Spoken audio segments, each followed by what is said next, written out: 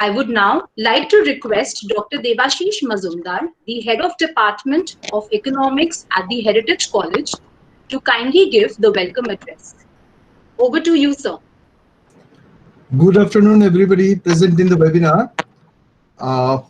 Respected Sri Pradeep Agarwalji, Chief Executive Officer, the Heritage Group of Institutions, Dr. Pushpita Ranjan Bhattacharya, Principal, the Heritage College, Mr. Prabir Roy, Executive Director, the Heritage Group of Institutions, Dr. K.P.K. Chaudhary, Academic Advisor to the Heritage Group of Institutions, our Honorable Resource Person and today's speaker, Dr. Rajesh Bhattacharya, Associate Professor, Public Policy and Management, IIM Calcutta, Head of the Departments and faculty members of different departments of the Heritage College, and the sister institutions of the Heritage Group, other dignitaries, participants from other institutions, and my dear students. This is the first time that the Department of Economics of the Heritage College is organizing such a webinar, and it can be treated as our maiden voyage. On behalf of the principal of the Heritage College and on behalf of the Department of Economics, I cordially welcome you all in this webinar. As you all know, at present, throughout the globe, the majority of countries are passing through an unprecedented adverse environment created out of the coronavirus and its quick spread across nations. To arrest this pandemic situation, several countries, including India, have opted for prolonged lockdown, suspending major economic activities and cross-border movements of goods and services. As a result, the global supply chain has shattered, millions of workers have become jobless, and the world economy is now heading towards a severe economic depression. The situation is even worse in developing nations like India, Bangladesh, and so on. If this lockdown continues in several countries, then a large section of the people will starve. And if it is relaxed, as we now observe during unlock season, then greater number of people would be affected by this virus. So at this crucial juncture, it is really challenging on the part of the government to choose the correct policy option. I hope all these issues will be discussed in this webinar, and many of our apprehensions, whether correct or not, will be clarified by our honorable speaker. Thanks to all of you for your kind presence in this webinar. I would now request Dr. Rajesh Bhattacharya to kindly take over the session. Thank you. Good afternoon, everybody. Thanks for inviting me for this webinar. I'm very happy to interact with you. So let me begin by just saying that we are definitely facing one of the, if not the most severe, but one of the most severe health crises in recent times. Now, one problem that we have already discovered is that it's not going to go away very soon. This pandemic, COVID-19 pandemic, is here to stay in some form, even if not at its most severest form, but in some form, it's going to stay with us in all countries for some time. In India, in particular, as you are maybe noticing, that the rate of infection has speeded up in the last couple of weeks as the economy has been slowly opened up. Some sectors of the economy have been opened up. Movement is being allowed. It has speeded up, since 8th June, when a large number of sectors of the Indian economy are opened up and economic activities resume, unfortunately, it's going to go up further. That is what experts are actually apprehensive about. So likely that it is going to get more severe in terms of infection in the coming weeks. and there is difference of opinion as to when it might peak. The latest information coming from the experts in this field point to about July, August, and some say even September, October. So one problem that we need to discuss at the very beginning is what is going to be the likely response from the countries as they face this challenge. One is that how they are going to, what would be the health strategy? Will they want to keep their economies or borders closed to a large extent? Will they open it up for cross-border trade, movement of goods, people, and all that? So what would happen to the global economy would largely depend on the strategies that these countries would take. We already know that the crisis of the crisis such that if you want to revive the economy, then you stand the chance of increasing the risk of the infection. So there is a trade-off there, apparent trade-off between the economy and the health. Obviously, the trade-off is not really a strict trade-off, because if the economy is not working, then health is also going to be a problem, as poverty, unemployment, these issues spike and take a toll on the health of the population. So strictly speaking, it's not a trade-off, but in terms of immediate policies, there would be this choice. One impact that we know as countries struggle to deal with this pandemic in the coming months is that there will be a global recession. I think that is pretty much certain as of now. How deep the recession will be is something that is still a matter of speculation. How long will it last? We do not know. Now, of course, it will vary from country to country. Some countries might actually not have to go through a recession or a milder version of it, but certain countries will definitely see a recession, strictly speaking. And that would mean that globally the demand for goods and services will remain subdued. And there will be job losses, further exacerbating the problem of lack of demand. And so we are likely to see in the near future, if not the medium term or the long term, in the near future, a global recession. India, as we all know, was already going through a recession even before the pandemic hit us. So if you remember the discussions that were going on, if you go back 5-6 months or more, there was this public debates and discussions in the policy circles, in the media, about the recession that was, the slowdown, not recession, but the slowdown in the growth rate that was being observed from the official data itself.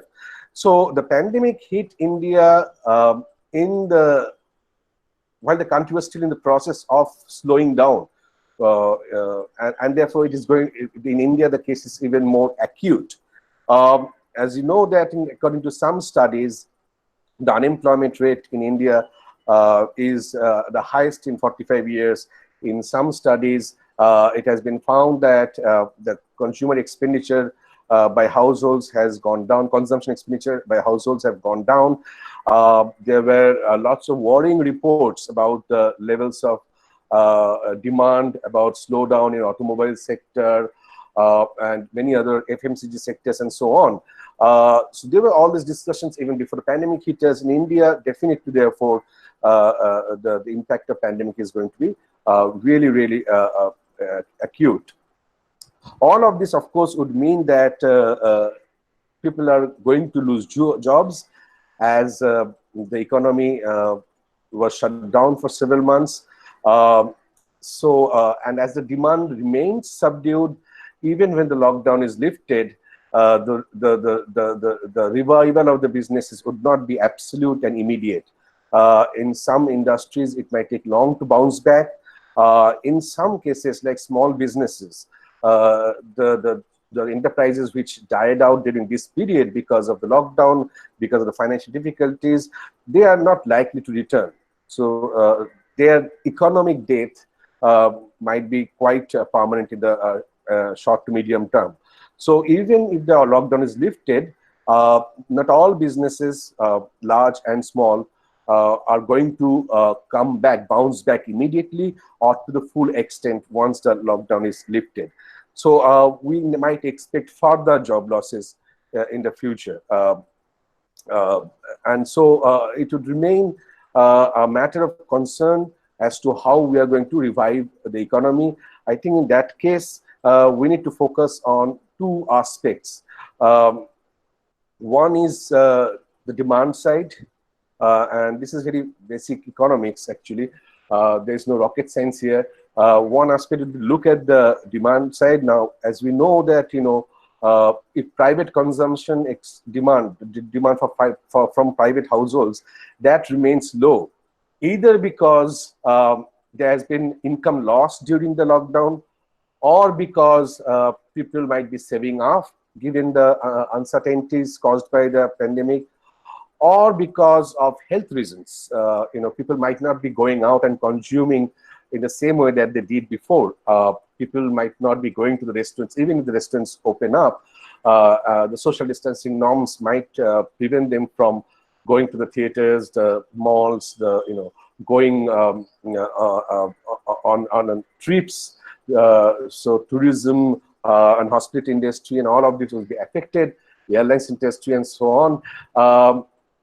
As long as the consumption of goods and services requires a social space, a public space, people might avoid those consumptions, and therefore that would pull down the consumption expenditure by the private households. Private investment already was showing signs of slowdown. The problem is already there even before the pandemic hit us, and given the uncertainties, it would be unreasonable to expect private investment by businesses to bounce back or come back in a major way, given all of these reasons regarding consumer demand and so on. Exports, net exports is one thing that contributes to the aggregate demand. Now, net exports are likely to be not be a major boost to the total aggregate demand, because even our foreigners' demand for our goods is likely to go down, given the situation. The situation is same in all the countries, so the rest of the world will also see a demand shortfall and so on, a demand slowdown and so on. So that leaves only the government expenditure as the main source, which can potentially compensate for the fall in demand from other sources, and that's where the government needs to come in and come in a really big way. So in some sense, a Keynesian government strategy of pulling up the economy through a massive expenditure is what might be the way out in future. And there is a lot of scope for that, because of course the health crisis itself creates a space for expenditure resources on building the health infrastructure, but also employing the underemployed or unemployed people in villages or cities in what I would prefer to call the social management of the health. So I'm not talking about frontline health workers, that is the nurses, the doctors, the clinic, others working in the labs and so on. They're already working in the health establishment, but there's also a need for social management of health, particularly for vulnerable population groups like the senior citizens or people with comorbidities. There is a need to help them manage and protect themselves at a decentralized level, at a level of wards in cities or at the level of panchayats in villages. And that's where I think a lot of unemployed and underemployed people can be employed by the government in managing the health crisis itself. Apart from this, as I said, the government will have to come in and spend the economy out of this recession. And that's on the demand side. On the supply side, of course, the problem is that as we leave the lockdown, then supply side, the production would come back up to a particular level. Whether it will come back to the same level, given the social distancing norms and all that, is to be seen. There will, of course, be certain disruption in the transport and logistics and all that, but it will resume up to a level. It is important to know that while there has been an emphasis on why it is important for the government to give money to the poorest of the people so that they can, buy their essentials. An income transfer has been advanced as a solution, as one of the policy responses that the government might do. One needs to also remember that just transferring some money to the individuals, while it's absolutely necessary, it in itself cannot work unless the production is also revived, because with that money they have to go and buy the stuff that they need to buy. With the production being revived, just an injection of money will not lead to will not do any good. It might actually cause inflation too. So both on the demand and the supply side, it is important to look at how we can revive the economy, and that is a struggle that the economy in most of the countries are going to face in the coming years. What will be the likely longer-term impact? Professor Debashish Mazumdar was talking about the disruption in the supply chain. And as you know, the global supply chain, sometimes there's another term that is used, global value chains, had become extensive, very, very dominant in international economy over the last 2-3 decades. And that what the global, the global organizational production in these 3 decades have the most dominant form that the global organizational production has taken is to slice up the whole production process into particular segments and then locate those segments in different countries, geographically dispersed, locations of the factory. So even a small, even a product that appears to be relatively simple in terms of technology or in terms of sophistication, like and Wimbledon ball, the tennis ball that is used in Wimbledon. I use this example in my classes. The tennis ball in Wimbledon is actually manufactured by an British company, but across 11 countries, and it travels thousands and thousands of kilometers as it as the clay is obtained from USA, some minerals are obtained from other countries. The production is done in Indonesia, the packaging is done in the Philippines, and then brought back to England. So what I mean by global value chains is this geographically dispersed parts of the production of even a simple product like a tennis ball. So imagine then that other more complicated products that require a large number of components, which require critical skills and critical infrastructure to build, and which require particular locations and so on. So global value chains have been becoming more and more complex, have been becoming longer, and so on. And that has been one way where developing countries in the last 20-30 years, particularly some Asian countries, have managed to insert themselves into the international production, in international production. So China in particular has been, and China and other East Asian countries have been particularly effective in inserting themselves in this global production regime as producers of critical components and assembly and so on. Now, this pandemic has caused a disruption of that for obvious reasons, as movement of goods, raw materials have come to a standstill, as social distancing norms or lockdowns from one country to another have disrupted the logistics and so on. Now, what this pandemic is probably going to do is to make businesses wonder whether the costs of such globally dispersed production are outweigh the benefits of it, because the costs will now, the calculation of costs will now take into account situations like the pandemic, and they will think that maybe this kind of risk needs to be factored in into the decision for global organization production. So it is possible. One possibility is that global supply chains might become shorter. In fact, some of the production might actually go back to the home countries. So I'm talking about the big companies, the multinationals that are headquartered in many of the richer countries and which organize their production globally. We might see a return, a sort of return to more integrated production or local or regional production in the coming months. That's one impact that the global economy might actually see, which has implications for countries like India. You may have been following the debates that India is eyeing for getting the investments that they see might leave China. So they are saying that investment might leave China, the factories might relocate out of China, and so India can actually utilize this particular opportunity to get some of those investments and factories relocated to India. So there is some discussion and some policy measures have been taken to make India more attractive for investors. While relocation of industries from China to elsewhere might be a possibility because of the rising wages and for other reasons, including political reasons, which we need not get into here.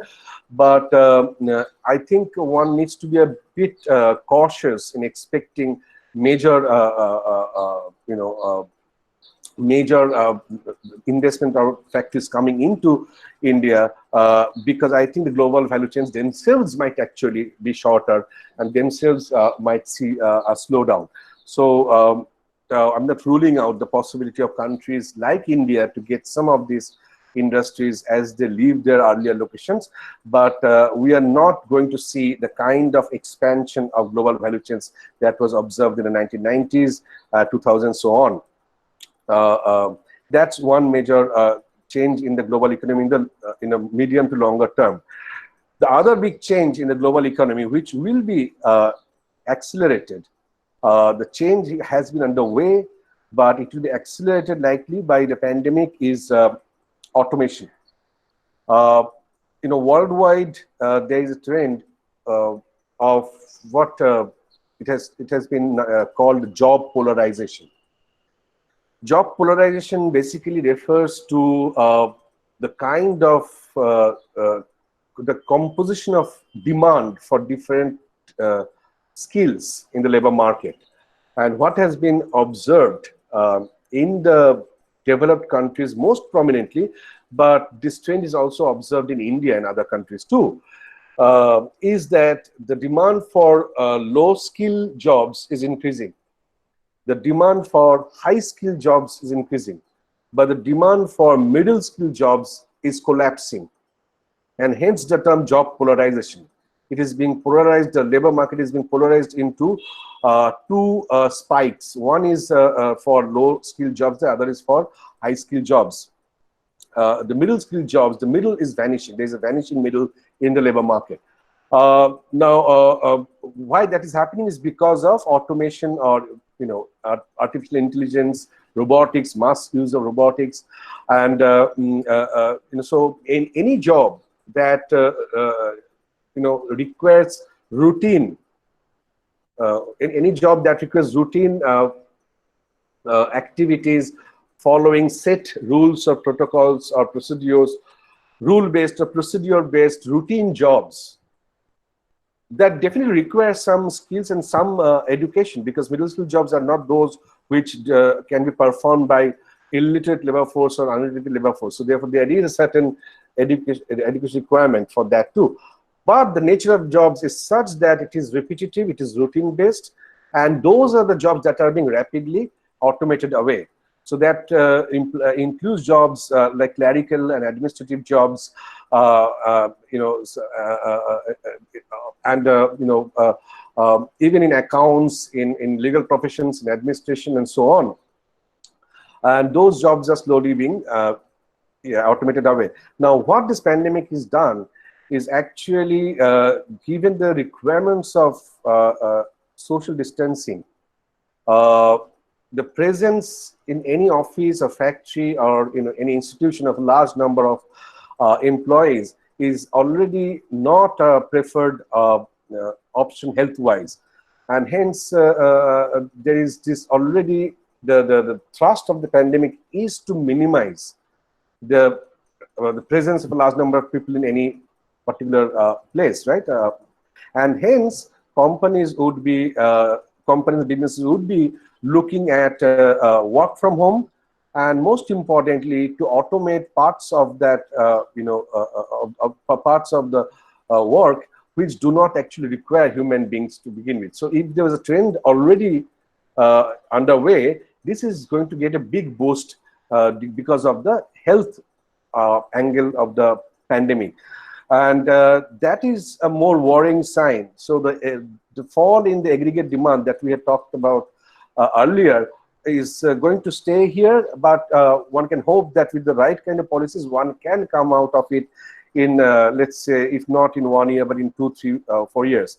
But this is a much bigger trend, automation, and that is going to be accelerated by the pandemic for obvious health reasons, but it will make economic sense too to do that way. So there are reports already in newspapers how the businesses are finding out that even though work from home entails a certain loss in productivity, but the savings in costs is greater than the loss in productivity of the laborer. So it still makes economic sense to have work from home.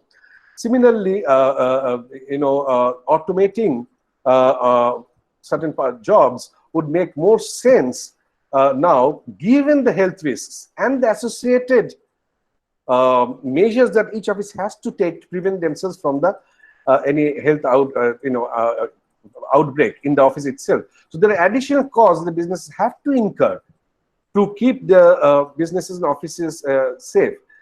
Now with automation, they can save on those costs, right?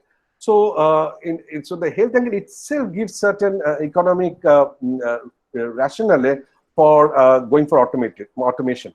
Now, all of this means that the job loss, unemployment rates will go up because of this fall in aggregate demand due to the lockdown and due to the social distancing requirements because of this pandemic. But in the longer run, the job loss might be, or the job polarization might be a bigger issue, given the trends already underway, and given that the pandemic is going to address, going to really add to that particular trend unfolding across the countries. So, in short, I think no, the answer to the second issue about job polarization and how to address that is a bigger, is really a big issue. And I am not going to get into that. What I've tried to do is to kind of show that there is a, at this point, there is a problem of lack of demand, and due to which there is a crisis of unemployment, and we need the government to step in a Keynes-like, in a more Keynesian role and boost the demand to pull out the economy from the crisis. But in longer run, we might see disruptions in the global economy, both in terms of the organization of production, that is geographical location of production, and that has implications for developing countries, whether we're going to get a lot of factories coming to India or not. That is one question. The other big question is that the general trends in the nature of employment that is available across the world because of the technological changes underway, and which are exacerbated by the current pandemic. So these are the, to me, these are the main issues, short term and long term, that we are going to face. I think I will try to, let me stop here and take questions, because I've already seen that there are several questions here, and one can go on talking about it because it's a very big issue. But let's take the questions, and maybe I can clarify more on those when in the Q&A sessions. Thank you, Dr. Bhattacharya. for such an informative session.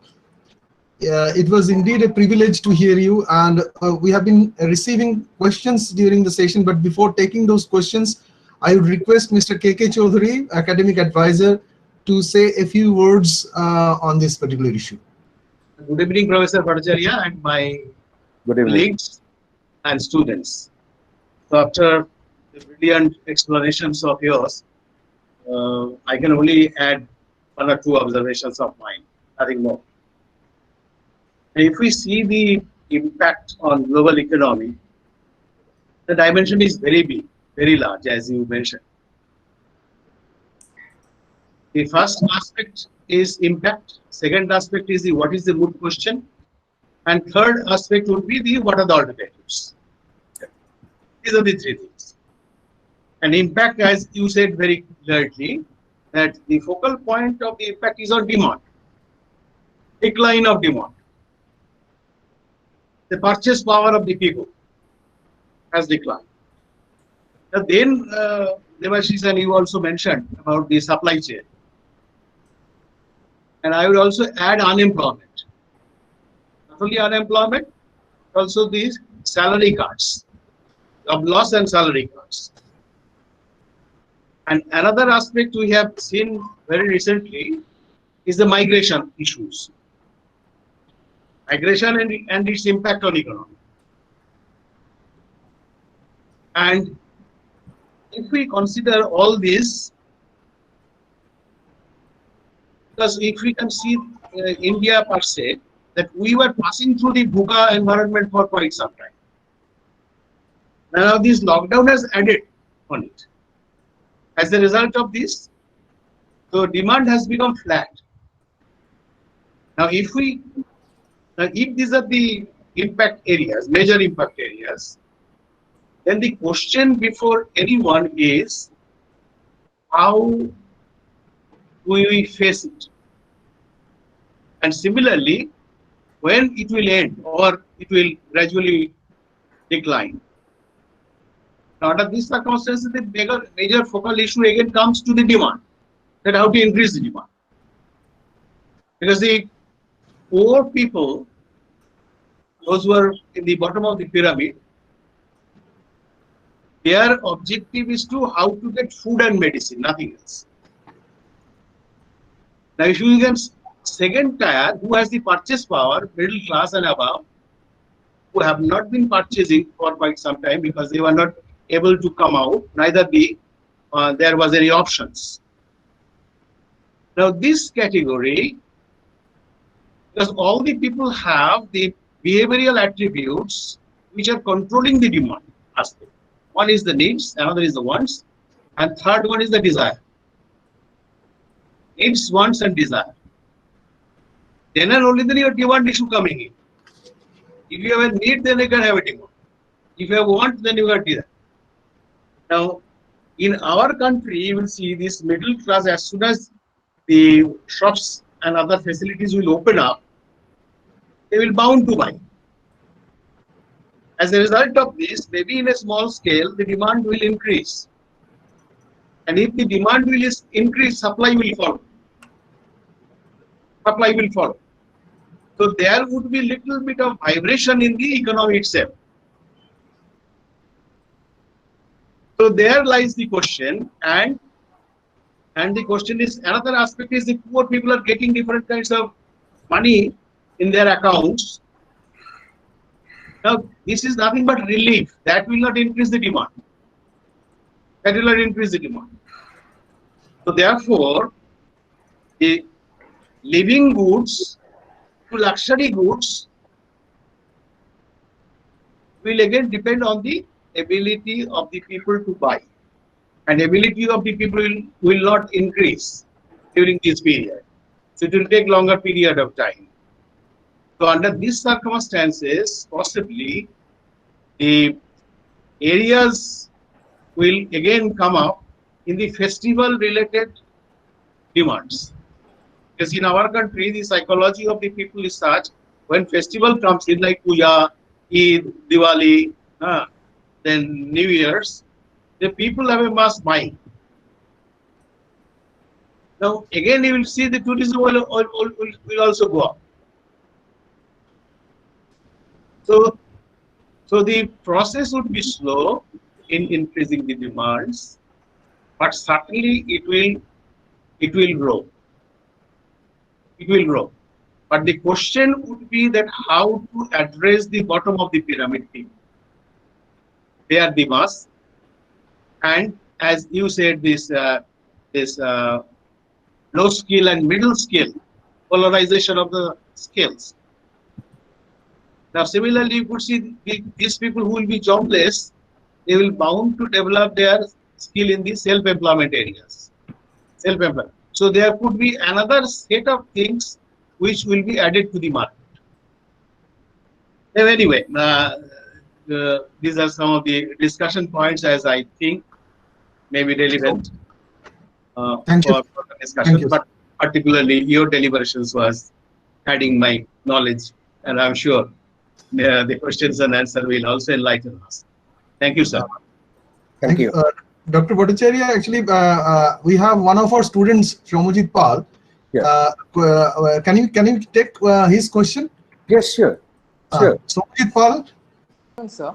Good afternoon. I am Shomujit Paul from third year economics at the Heritage College. My question is, what according to you can be the potential fallout of this pandemic on India's BOP? Okay. I can't. Have you finished your question, Shomujit? Yes, sir. Okay. Yes, sir. So yeah, I think it was a comment also from someone, either you or someone else. So India's, it's difficult to predict, what's going to happen to exports and imports, right? Because of the demand situation that would be unfolding in all the countries, in India as well as the rest of the world. So right now, I am not very sure in which direction it would go.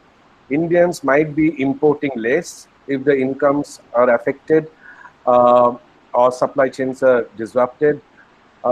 Indians might also be exporting less if the foreigners are, have less demand for Indian goods. So right now, I don't think it's clear in which direction the BOP will move in the, in the short run. So it still remains unclear. We have another question from our student Shawnee Sardar. Good morning, sir. This is Shawnee from Shawnee Sardar from Heritage College, second year. Sir, do you think coronavirus pandemic is an appropriate example of market failure? What are the possible reforms? You see, the market in situations like this actually collapse in a sense that, for when you have a natural disaster or a disturbance of this magnitude, the markets literally have collapsed in various parts of the economy. So when you impose a lockdown, right, then you are basically, not letting the markets to work. Even if, there is no lockdown, but you self-quarantine yourself or change your behavior to keep yourself safe during this pandemic, then you are also cutting down on your market participation. So in many ways, it is the markets are collapsing either because of policy or because of changing behavior. So while one can look at it as a market failure, but please remember that its markets there's also a policy issue here where we basically is not allowing the market to work fully. When government has an active role in handling crises like this, they don't remain idle, right? They do something. So in this case, they announced a series of steps and all that, all of which have an impact on the market. It's not that the crisis has happened and the government is not doing anything. There is no policy changes, and the market, copes, adapts to the, this shock. That is not what is happening here. In this case, markets are closed down by policies. So it's not such a simple case of market failure where things are left to be as they are, but the market is not working. In this case, there is clearly a policy driven cut down in the role of the markets in different parts. We can take a question from Professor Rajiv Bhattacharya. His question is, what do you think about the India's foreign trade policy changes to boost the MSME sector in this pandemic situation? Yeah, this is an important question, but I am not entirely familiar with the particular policy changes happening in the foreign trade sector in relation to the MSME enterprises. So I do not have that particular knowledge to actually talk about here. But what I can talk about is that the MSME sector is, of course, the it's a sector where maximum employment is created, and it is also a sector that will be hurt big time by the pandemic, because many of these enterprises, once they face a crisis of this sort, they don't make a comeback. So many of these enterprises, once having closed down, if they are closed down during the pandemic, they may not be able to return. So it is going to be definitely affected by whatever is happening the hardest, because they don't have deep financial reserves to keep them afloat for a long period of time. They need continuous operations to survive. So definitely that is the sector to actually that will play a critical role in the revival of employment and so on. I would say that India has not particularly done well in exports. Though a part of India's exports come from the MSME sector, but India has not had major success with exports to begin with. We have tried for many decades with our foreign policies, but we have never been a major exporting country, and our success in the world markets, our share in the world markets, world export is not that high. So at this point of crisis, to keep the MSME sector afloat, I think rather than relying on uncertain, external demand, we should be focusing on domestic demand. That should be the source of demand to keep MSME sector afloat.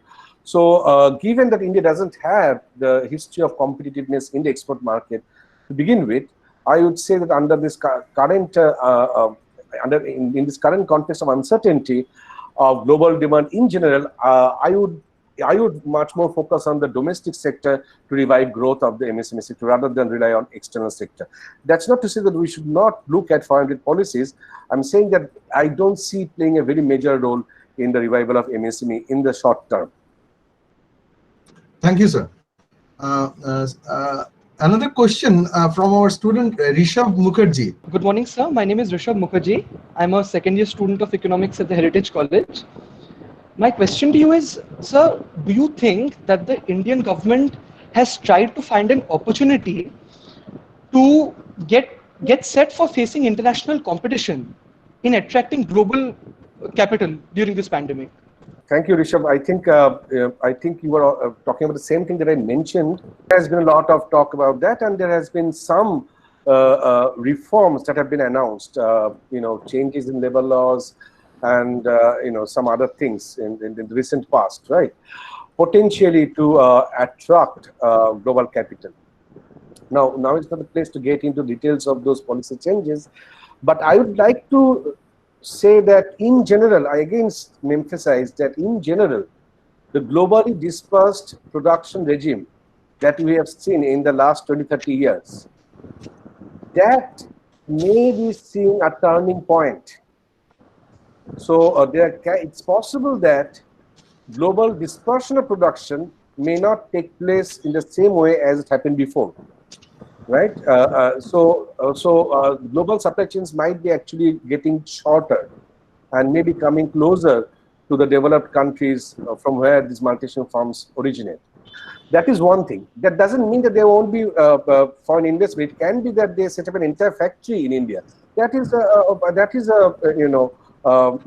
one can date from the 1950s or 60s. Foreign companies would be setting up their factories when countries had import substitution policies. They would set up their factories in the countries themselves. So that is possible. Sir, can I add one observation? Yes. On this issue, sir? It is interesting to note that during the last few decades, if you observe the inward foreign direct investment and outward foreign direct investment in India, inward foreign investment was less in 2018 than outward foreign investment, FDI, from as opposed to that of China. So I think that if India now say takes proper policy, then it can attract. But sir, in your lecture, you have indicated the relocation. But for my observation is that is it possible to follow the comparative cost advantage when you relocate say some of the production centers from say China to India, say with the breakage of global supply chain, because 20% of the intermediate products that originate now from China, sir. Yes. No, you're right. And what I meant was not just relocation. I meant what I was saying is that there would be some relocation back to maybe USA. Okay. So it's not just relocating from one country to another developing country, but relocating it back to the home country itself. That is one possibility.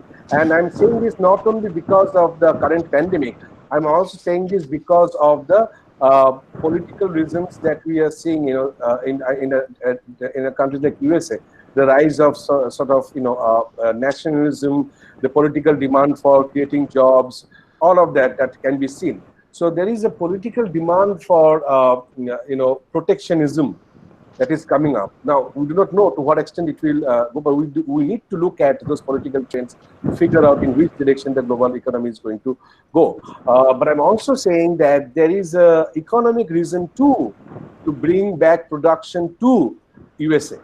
One of the economic reason being the risks of having the production globally dispersed as exposed by the pandemic. Okay, sir. That risks, when you factor it in, might actually push businesses to actually bring back some of that production back to USA, particularly when they can cut labor costs through automation. So all of these folks are working together. You see, the reason we were going abroad was to take because of the labor costs, right? These countries offer cheaper labor. But if automation can largely reduce the number of laborers, then that logic, that economic rationale is no longer there. Right. So all of this might combine, and I'm not saying it will happen, but might combine the politics, the technology, and the economic effects of the pandemic. They might all combine to bring production back to home country. I'm not ruling out the possibility of FDI in India. That is not what I'm trying to say. But should we be focusing on that particular strategy at this point of time, relying on external demand, relying on FDI? I don't think the current context actually leads one to have placed much to devise a strategy based on external demand or external investment. That was in the 1990s, 2000s. I don't think in this decade or going forward that is likely to be the situation. So but sir, when this automation, as you have said, in our labor surplus economy, yes, that will lead to unemployment. But one thing regarding policy, would it not lead to, say, a compromise in case of the social security problem of, say, a huge number of laborers who are there in the informal sector, sir? If you can just elaborate, I understand that you're talking about the social security for the informal sector, unorganized sector workers, but I couldn't. I couldn't catch the first part. You were linking it to what? Actually, when you were in favor, say, in the possibility of automation in this after pandemic, right? And then in a labor surplus economy like ours, say, this may lead to some, say, reforms in labor laws, for example, that may affect the social security. That was right. Yeah. So definitely, see, this job polarization is happening, is bringing about major changes in the developed countries. They are looking increasingly like developing countries. We were always there with a large pool of low skill, low pay jobs, right? And a very small, set of high paying, high productivity jobs. We were always like that. It is the changes in the developed country that are making them look more and more like a labor surplus country. Okay. Our hope was that one day our economy will develop and we'll move into the kind of economy the developed countries have, with a very large, stable middle class with decent incomes and all that. Now that picture seems to be more and more uncertain. that Yes. that transition into that particular kind of economy. In India, automation will of course have its effect. We already have a labor surplus. We always labor surplus country.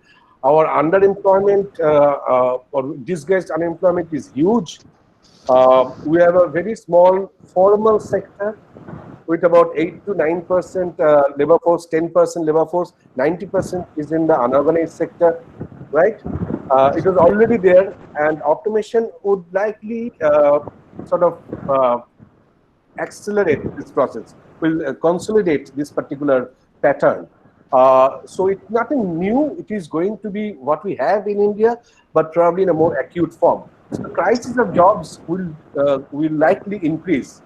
And that's where social security becomes very important, because as the unorganized sector expands, or the informal employment expands, one must note that those are not jobs with decent income, monthly income. Those are not even regular jobs with security of long-term employment, or comes with other labor protection provisions and so on, and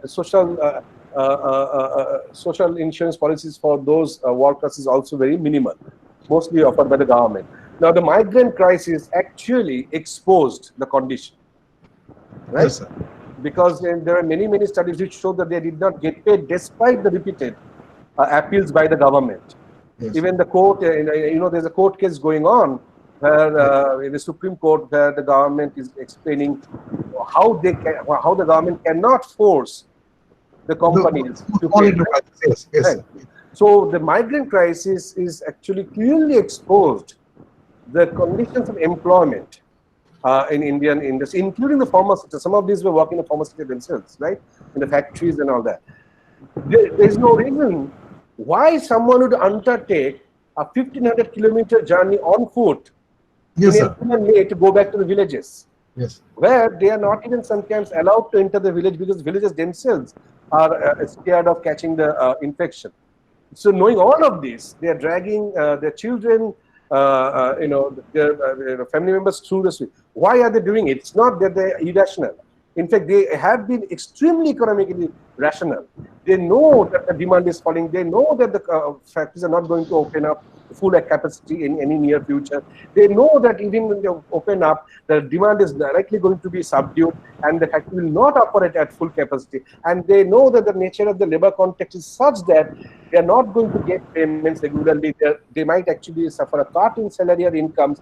So it seemed economically rational for them to move back Yes. to the villages. I personally don't see any economic irrationality in what the migrant workers have been doing. Okay, so even this situation, social security, of course, is going to be a major issue, and and government will need to actually work on that. Unfortunately, the labor law reforms that are taking place are not the move in the right direction. Yes.